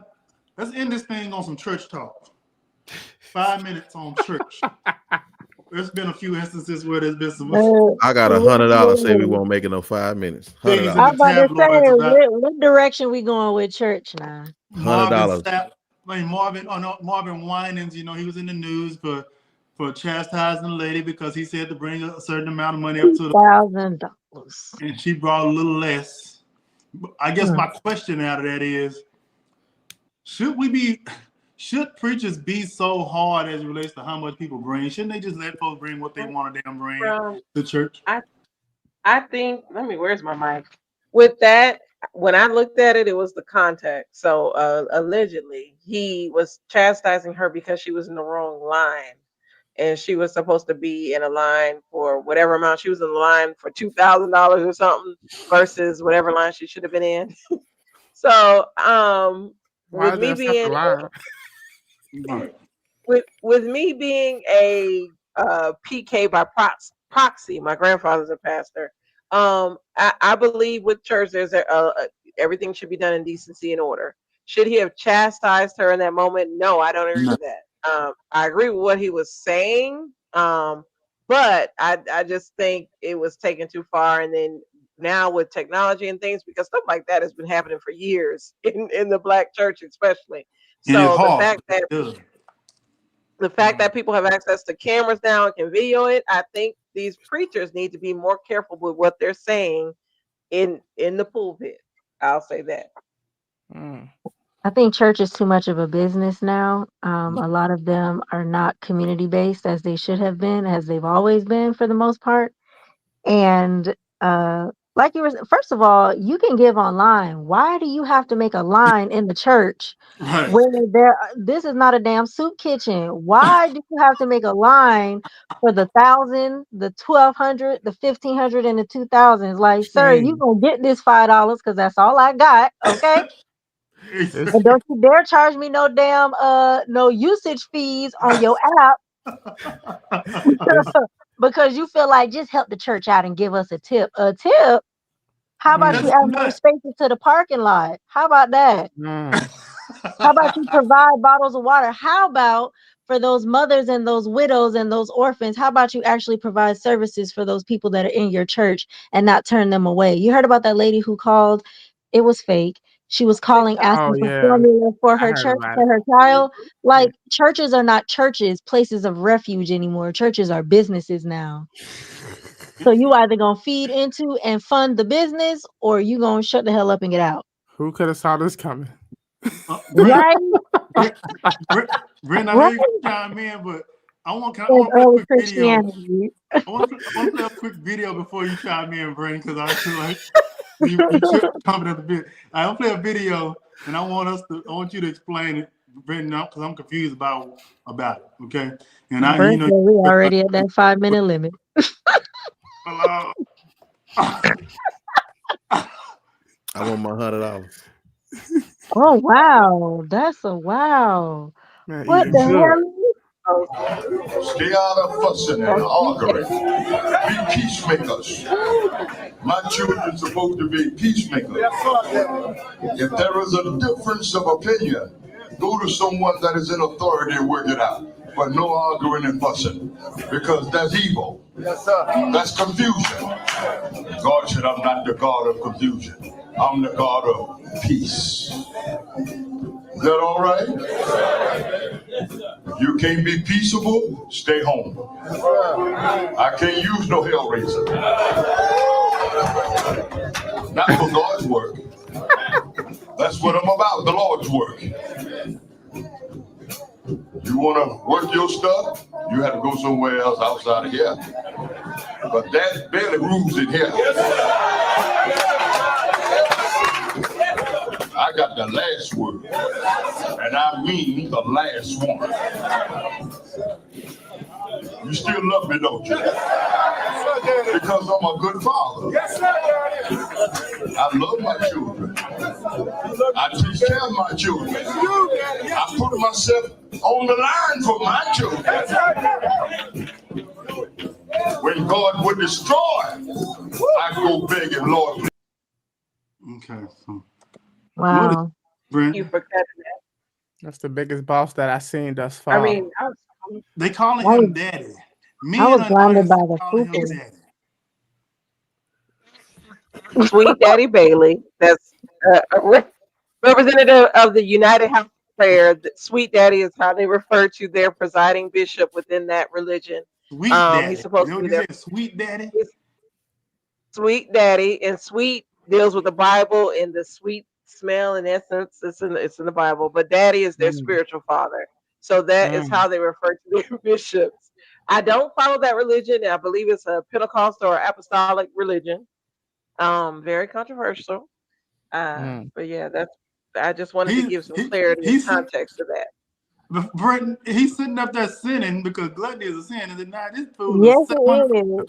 What was that, a trombone? What was Y'all do know James Brown. James Brown, he got his inspiration of his cape from Sweet Daddy Grace, the founder of that religion. So Mm. yeah, it's I follow and I might talk about this on my TikTok channel. I follow Black Gothic lore, church lore, Mm. things of that nature. Mhm. It's just interesting to see because people try to say we're all the same, but we're not. So I just like to see the many different facets of Black folks, and so that's one of the things that I've looked at. I'm Kojic, so I come from holiness. They say my presiding bishop that founded the church, Bishop Mason, was into hoodoo. which that was all new to me. But going down the rabbit hole, he ain't the one that was spanking folks, is he?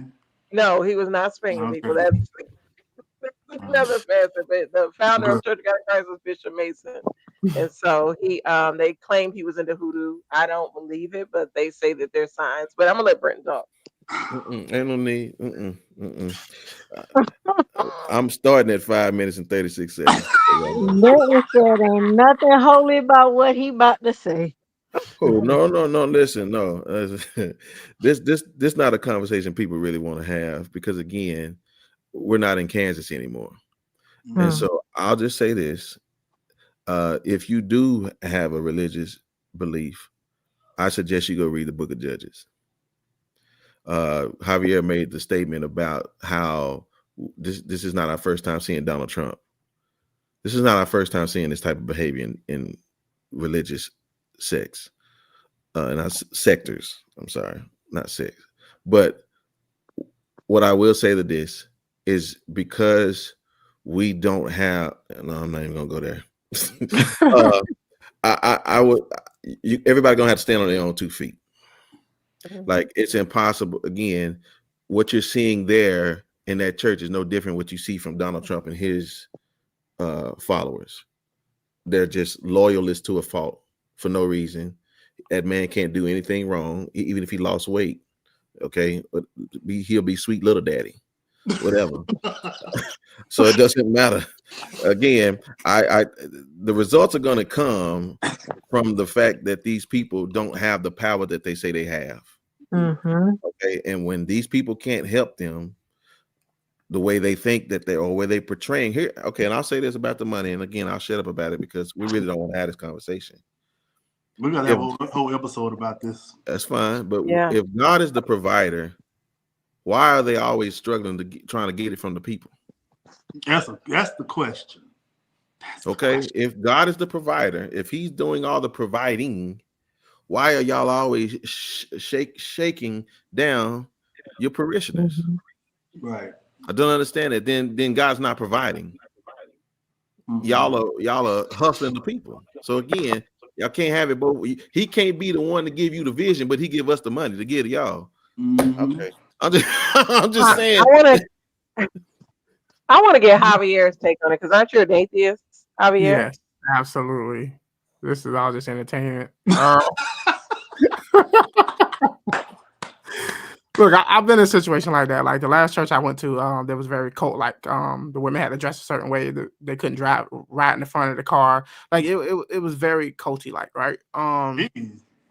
Yeah. I would say that I'm at this point where I'm not gonna beat up people about what they believe or whatever. If it makes you a better person, it makes you a better person. I'm not trying to take religion from anybody.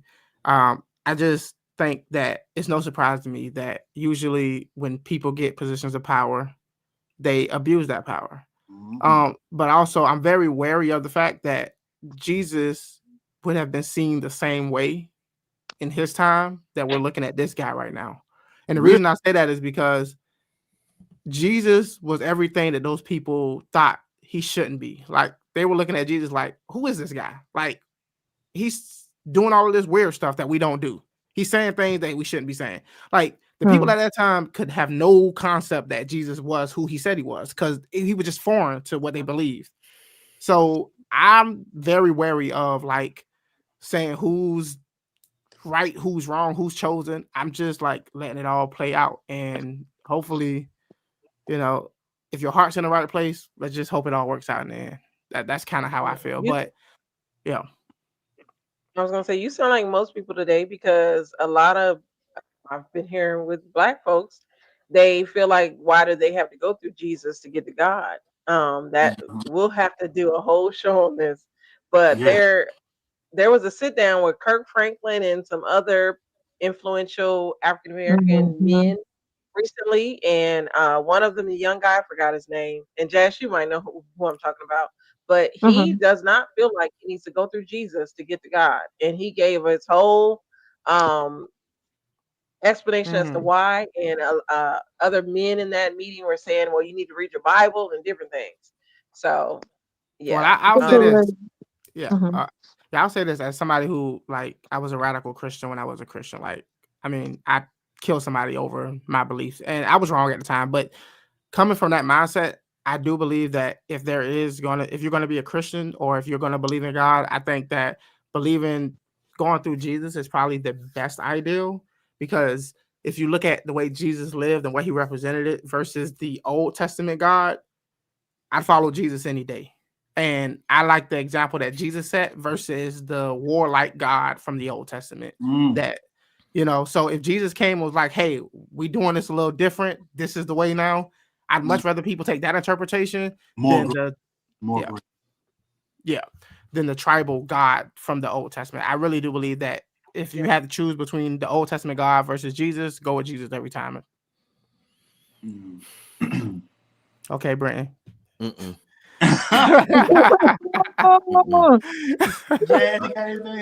it's I promise it's not the fact that I don't have anything to say. I'm not sure if we're ready to have the conversation, because it's already an hour 30 minutes. I'll have it, no problem. Got a curfew. Y'all got a curfew. Y'all got a bedtime. Sure, no problem, Jazz. We could talk about this. So no, I don't. So to Javier, again, me and Javier have conversation about the Bible. And again, I too won't beat up anybody. And I too also believe that whatever you believe, if it doesn't result to whatever you want, then you've believed in error. Mm-hmm. Okay, so if whatever you believe, you don't produce nothing from it, then again, you have believed in error. I'll say this about Jesus.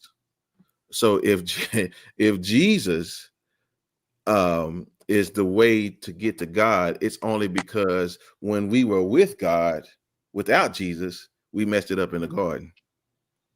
So Jesus actually had to fix what we did wrong when we were with God without Jesus. Okay, so now why are you mad that when we were, because again, the reason why you got kicked out the garden was because you were convinced that you could eat the tree of you chose the tree of the knowledge of good and evil.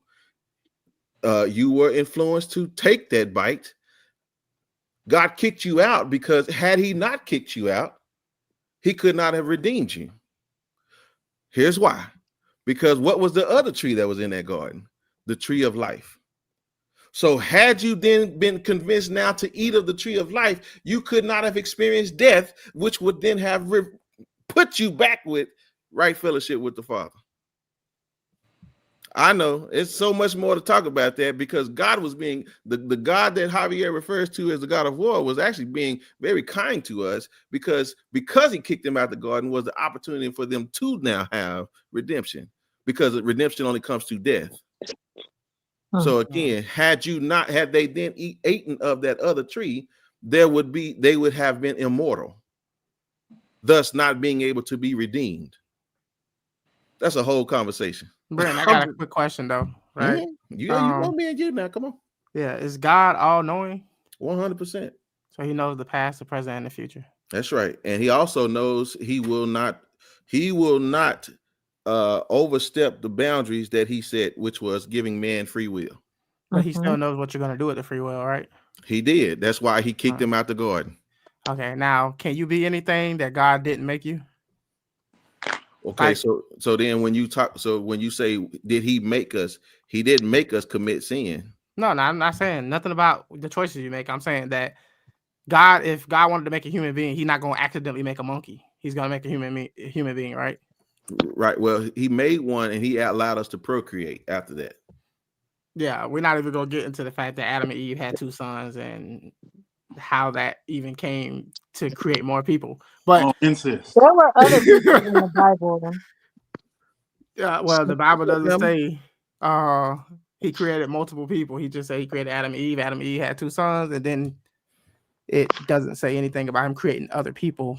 All right, I'm gonna say don't jump. Because yeah. But what I'm saying is, if God knows before he even creates humanity that they're going to eat from the garden, the knowledge of good and evil tree, right?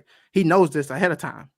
He still decides to create human beings knowing good and well they're going to do what he knows they're going to do. That's right. So then you're missing the third entity then, because again, there was a group of beings, which were angels, which don't die. And God had no control over them either. Well, hold on. So, let me give my point to what you're saying about why he then created human beings, because again, angels also made decisions. They are immortal. This is what separates them from us. Mm-hmm. Who created the angels? Yeah, God did. And did he know what the angels were going to be like before he made it? Because he's all knowing, right? He knew that they were going to do what they did, right?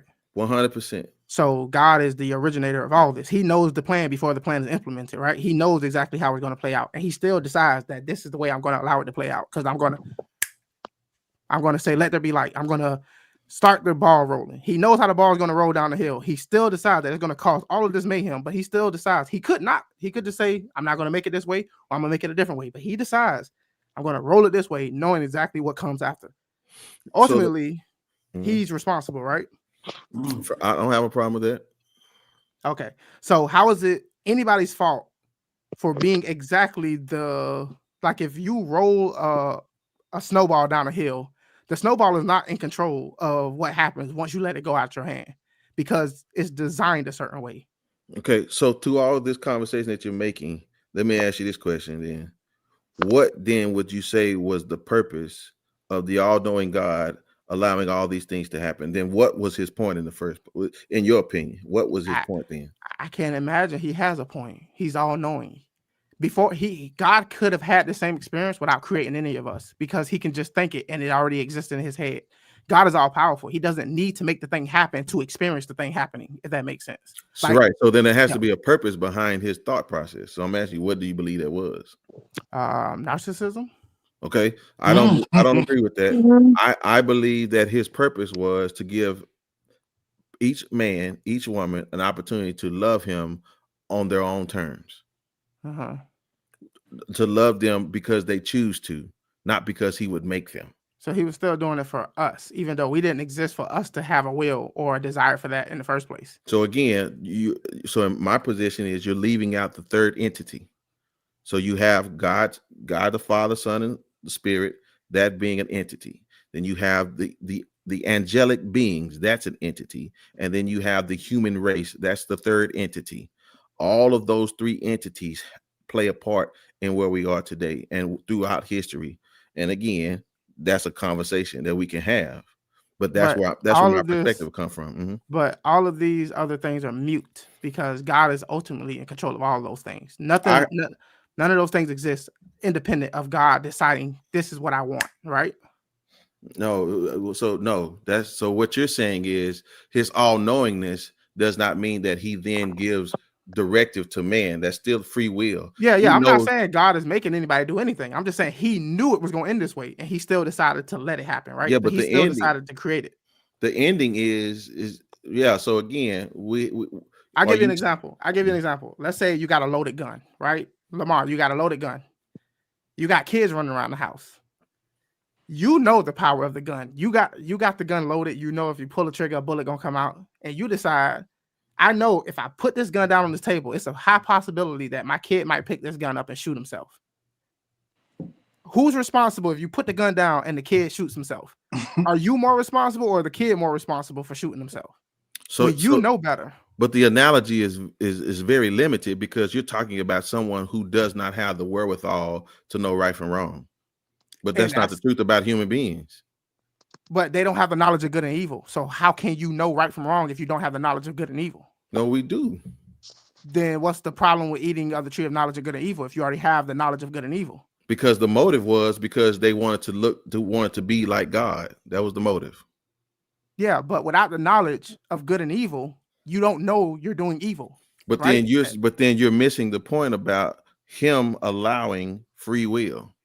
Again, the purpose of choosing him without being made to do it. That's our power. Our power is the ability to choose. But can you make a choice, an educated choice, if you don't have the knowledge of good and evil to make that choice? That's the fundamental question that I'm asking, right? Well, yeah, you're talking about what happened versus before they made the choice. That's right. So but they only made a choice because of a influence.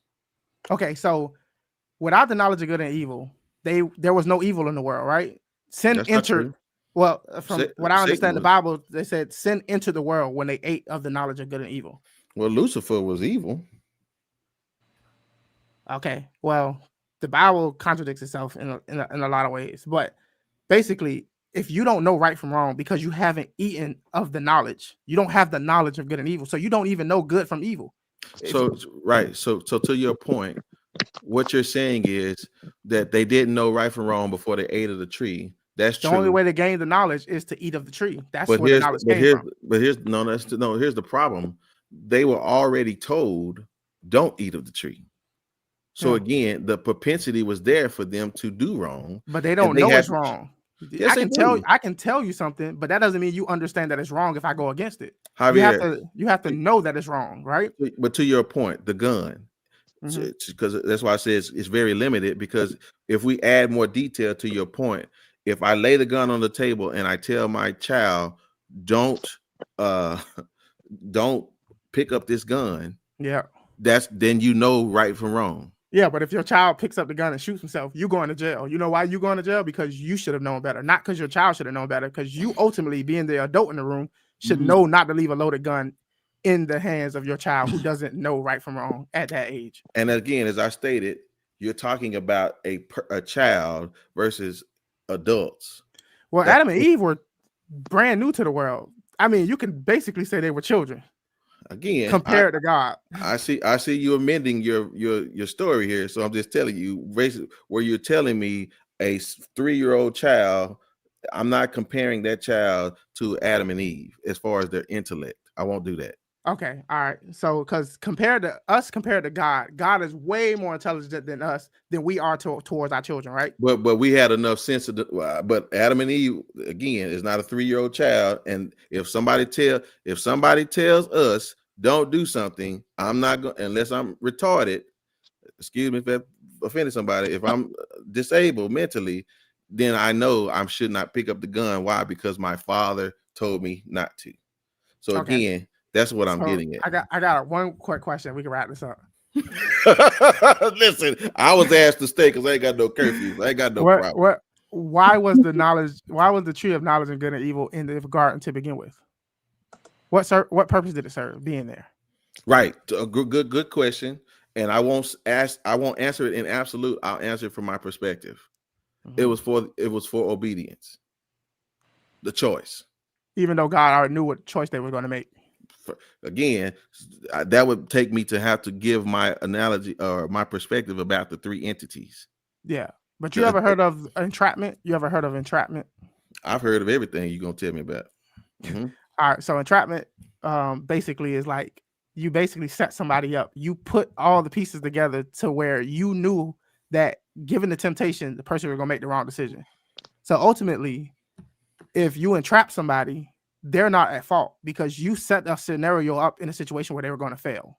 So God basically set up all the ingredients to where these people were going to fail, and then he's holding them responsible, even though he never had to put the knowledge of good in the tree there. He never had to do that. Okay, fair enough. But again, I feel like you're oscillating between free will and not free will, in my opinion, because you're saying that, well, God did this, but again, you minimize the importance of free will in my perspective. Okay, let's say, all right, let's say you're right. Let's say free will. Adam and Eve decided to eat of the tree of knowledge and good and evil. Fine. Let's say, and God said you will surely die, right? Even though they didn't die that day, they died later on. But let's say that happens. What that got to do with all their descendants? Why are all the descendants suffering for something they personally didn't do, but because something people that existed hundreds of thousands of years ago did? What sense does that make? Oh man, what is it? Me and you. Hey, I'm ready. You ready to get back on a podcast? I think it'd be great to table this and have a big conversation. This was wonderful. Episode about this. I'm ready. No, because Javier I ain't scared of him. So he know that. He know I ain't scared of him. It's always good when y'all do this. So we can maybe get together and come up with a date. I didn't hear Jazz. We can run down several channels at once. Did God mean death in the literal sense when he said you eat of it and you will surely die? Did he mean death in the literal sense? Nobody knows. Like, no, we do know. Well, most scholars don't even believe Adam and Eve were real people. They believe it's all metaphorical. So most biblical scholars don't believe that was a literal story. So most of it is metaphorical. Ain't it? Because again, the death that they were thinking, again, the death, Jazz, that again, it's funny because there's even multiple situations in that same moment that happened that was misunderstood. So the death that they were thinking was an immediate death. Mm-hmm. And so when they did it, here was the serpent said, "See, you didn't die." But I'm gonna show you another example in the same situation where God then tells them, as he's judging Adam and Eve and the serpent, he says, "And the Son of Man will crush your head, but you will bruise the heel." Guess who he kills next, or influences to be killed next? Is Adam and Eve's son. When Cain killed Abel, he thought that was supposed to be immediately, but it wasn't. He was talking about the son that was to come thousands of years later. So do you? So weird. In my interpretation of it was you would die from your immortality as a god, not necessarily you would die in the generational sense. I mean, that also is a consequence of your choices, but I thought of it as you would die from the, I don't necessarily know how to put it, but like consuming it itself would cause your death. Like consuming it would cause your death, but it's not death in the physical sense. It's death because we were made in God's image. So it's death in the sense of your God state. Does that make sense? So I hear what you're saying. So prospectively, for me, it then caused sin to enter into man at that point, and sin, when it's fully conceived, that's the weird thing. Death. That's the weird thing, though. How can they sin before sin has entered them? The decision to eat of the fruit is sin before they even sin. No. See, because again, this is the problem when you take the Bible a certain type of way, because you believe contradictions. I don't, because here's what I know about sin: it starts in the mind. And the moment that they were being influenced, because here's sin, they already. Lord Jesus, if you read the book of James, it tells you that sin starts by your own lustful desires. Okay, so by that definition, if Eve would have changed her mind, she was like, I'm gonna eat this fruit, and then she changed her mind, it was too late. She was already no, because as she said, okay, I'm not finna do it, sin would not have fully been conceived. Because it had to be conceived. No, because the thought. Listen, this is the thought that's the problem. It's then when you take action in the thought, right? The premeditative, right? The way how we view life. Yeah, you can have the thought, but until you commit the crime, I cannot condemn you for that. So what I'm saying to you is that yes, the thought was already there. The influence was not because Satan was so well about influencing man. It was already something they wanted to do. And because again, what does human beings do, Javier? If I tell you, Javier, stand up now, I'm pushing back. You don't tell me what to do. Yeah. So again, that's the problem with human beings. If you're being told to do something, which was don't eat of these two trees, guess what your flesh gonna do? It's gonna say, dang, I want to eat that tree though. What's wrong? Why though? Because God created them that way. Okay. God could have created humanity in a way that they just were like, he told me not to do something, I'll do it. Like, he created us in such a way that we naturally are curious about the thing we're told not to do. That doesn't that's human nature, though. Why did God let Satan into the garden in the first place? Man, I got all the answers. I promise. And I think we got to tell. I think that the stuff that Javier is posing are legitimate questions that many people, tons of people ask. But in church, we're told we can't ask or challenge any of this stuff. That don't make a whole lot of sense to be in literal sense, in my opinion. But we're told not to question this stuff. So I think it's a great conversation. I think that is awesome. I think we should do it on another episode where we can really talk about it for when I'm not. Go back to Candy and Todd or no? What now? She said go back to Candy and Todd. We trying to go back to how they brought Pedro back to the Real Housewives or no? We'll change the name to Adam and Eve and y'all can have it. Yeah.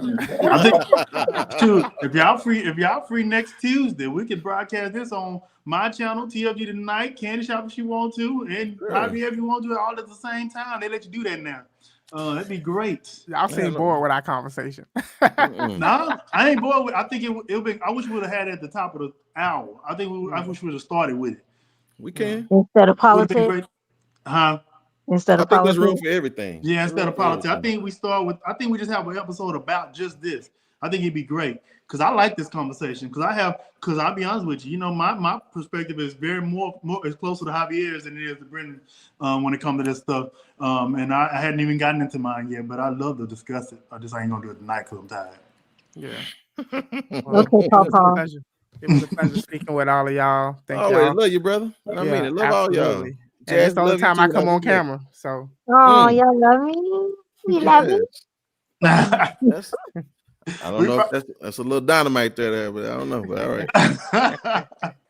I appreciate you, Javier, man, for coming on, man. I ain't seen you forever. I know, right? If I crank back up, I'll let y'all know, and then y'all can come on my show. We have a good time. Mm-hmm. I ain't fooling with your MAGA. I ain't fooling with that MAGA folks over there. And all my subscribers still there. I only made a video probably like a year. Crazy. And they still hanging out with me. So, yeah. Of course, I appreciate my girl Candace over in Georgia. Appreciate you. Oh, you in Georgia, Candy? Yes, I'm in Georgia. Me too. Oh, okay. We need to link up. I know, right? I thought you was in Texas. No, I'm in Georgia. Okay. Well, if you're ever in Savannah, holler at me. Cool. And Jazz, appreciate you, lady, for popping on. Appreciate you as well. Jazz has been on the show a lot lately. Well, not a lot, but she's been on a lot of recent episodes of the real estate. So she normally on camera, so everybody gets to see her pretty face. See, that's because I got on my do-rag. I'm in my bedtime attire. Okay. I'm not trying to put that on YouTube. They got to pay to see that. No, okay. Well, they call that OnlyFans at that point. No, I'm no, not OnlyFans. I got fans, but not OnlyFans. Not OnlyFans. Big bro over here, TFG tonight, holding it down every Friday night. Now y'all go check him out. I appreciate you, man, for jumping on, man, and yes, sir, doing this. So y'all go check out Brendan on Friday nights, Candy Shop. Go check out Candy Shop as well. She got great content over there, and Javier said he's making a comeback. Maybe. You never Javier, me and you on the same page. The comeback gonna come as soon as I'm back and decide.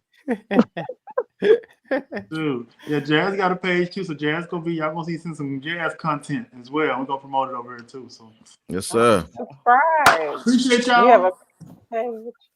What'd you say? No, I'm saying Jazz has a page after subscribe. Oh, you want me to share your page, Jazz?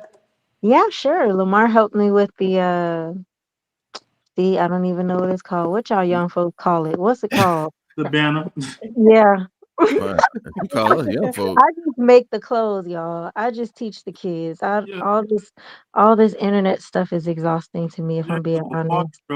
I don't like performative education. I just be here for a fun time.